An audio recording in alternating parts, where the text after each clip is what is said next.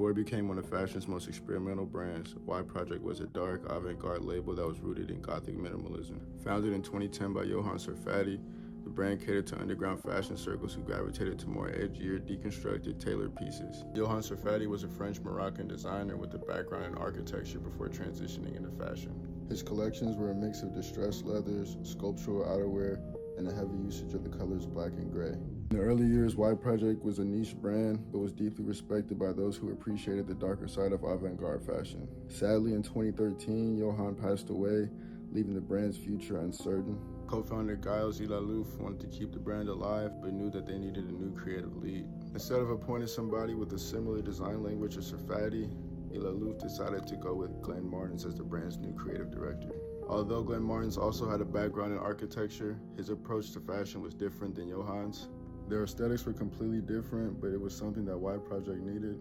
He was definitely a surprising choice at the time, but he impressed Ilalouf with his small stint at Jean Paul Gaultier, as well as the work he did with his own brand. Martens completely redefined the brand, shifting from Gothic minimalism to playful deconstruction and experimental tailoring.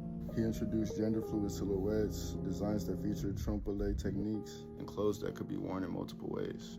His designs pushed the boundaries of how fashion could be both conceptual and wearable. And now Y Project wasn't just for the avant-garde crowd anymore. After celebrities were started to be seen wearing pieces, and with collaborations with UGG, Canada Goose, and Fila, it reached an even wider audience. And by 2020, Martens was balancing two creative director roles at the same time while taking a role at Diesel.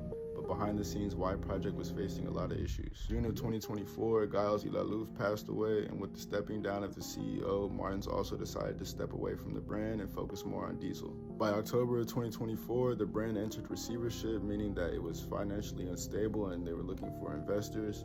But with no buyers in sight, by January 2025, they officially closed down operations, ending its 14-year run. What an up-and-coming designer could take from Y Project is its legacy and transformation and reinvention. It began as a cult label for avant-garde purists, but with the help of Glenn Martens, it became a powerhouse of experimental fashion and blurred the lines between high fashion and streetwear. And though it's gone, its influence will live forever through the designers it inspired and the boundaries it pushed.